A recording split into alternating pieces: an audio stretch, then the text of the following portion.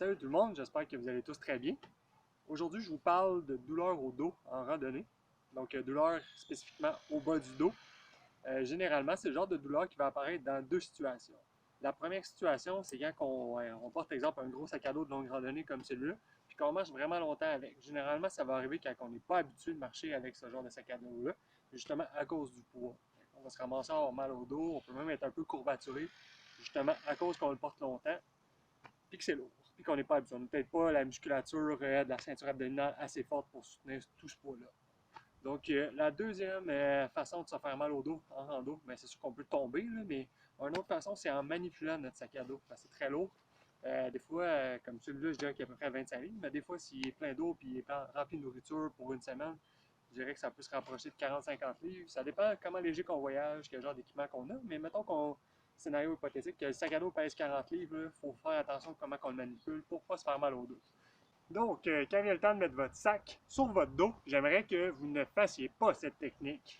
Donc, vous prenez le sac à une main, hop, vous penchez de côté comme ça et vous venez le pousser sur votre dos. Juste comme ça. Donc ça, c'est à éviter, surtout quand le sac est très lourd, justement, à cause qu'on se penche de côté avec une grosse charge, en tournant un petit peu pour le ramener par en arrière. C'est une bonne façon de se blesser. Donc, si je vous le remonte, évitez ça à tout prix, c'est un mouvement-là. Si vous êtes assez fort, vous êtes capable de ne pas bouger et de faire ça juste comme ça, allez-y, pas de trouble. Sinon, j'ai une autre alternative pour vous. Vous allez placer vos mains comme ça en croisé sur les bretelles, dans les bretelles du sac à dos. Fait que votre main, vos bonnes mains vont déjà être comme dans la bonne bretelle. Puis vous allez faire un mouvement un peu plus dynamique. Comme ça. Et hop.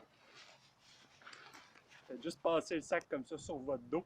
Un petit peu plus d'acrobatie, mais c'est quand même très facile à faire. Comme ça, en faisant ce mouvement-là, en fait, votre dos il reste très très droit dans une position solide. Vous pouvez serrer les abdominaux, il n'y a rien qui va bouger. Vous avez bien moins de chances de vous blesser. Puis si vous avez déjà mal au dos, ce qui peut arriver aussi, ça devrait être votre façon de choix. Vous pouvez faire ça même avec un plus petit sac à dos, ça marche en masse. Puis quand vient le temps d'enlever le sac à dos, même chose, essayez de ne pas vous pencher de côté.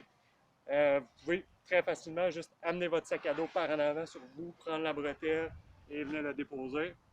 C'est sûr qu'en fin de journée, quand on est bien fatigué, on a juste le goût de le dropper. Il faut aussi le laisser tomber, mais essayez de ne pas vous pencher en même temps. Ça peut sauver votre dos, surtout sur le long terme. Puis si votre dos est déjà un peu blessé, ben c'est encore mieux de faire super attention.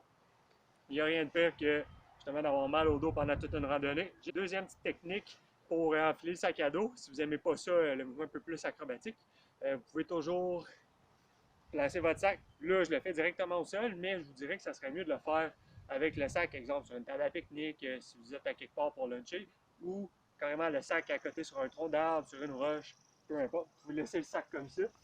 Ça me fait penser un petit peu au film Wild, où que Reese Witherspoon essaie de mettre son sac vraiment trop lourd. Donc, même style, vous êtes assis comme ça, vous mettez le sac sur votre dos, puis à partir de là, ben, vous faites juste vous lever. Donc, c'était ça pour mes petits conseils d'ergonomie du sac à dos. Puis c'est ça. Pour le reste, si vous avez toujours mal au dos en rando, puis vous faites ça parfaitement, en fait, si vos douleurs au dos sont toujours présentes juste à cause que vous portez un sac à dos, je vous conseille de vérifier carrément l'ajustement de votre sac à dos au complet. Il y a beaucoup de vidéos là-dessus. Si ça vous intéresse, je pourrais en faire un éventuellement, mais il y en a d'excellents déjà sur le web, donc allez voir ça. Ça peut vous sauver bien des problèmes. Donc, c'était ça pour cette capsule-ci. Puis, de plus, dernière petite chose, si vous êtes blessé en ce moment, puis vous avez besoin d'aide d'un physio pour vous aider à récupérer d'une de vos blessures, moi, ça pourrait me faire plaisir de vous aider. Je suis disponible pour vous partout au Québec par téléréadaptation. Donc, vous avez juste à me contacter via l'entremise de mon site web physiorando.com. Le lien, ben, ça, c'est à quoi ressemble le site, puis le lien devrait être dans la barre de description du vidéo. Donc, gênez-vous pas à me contacter.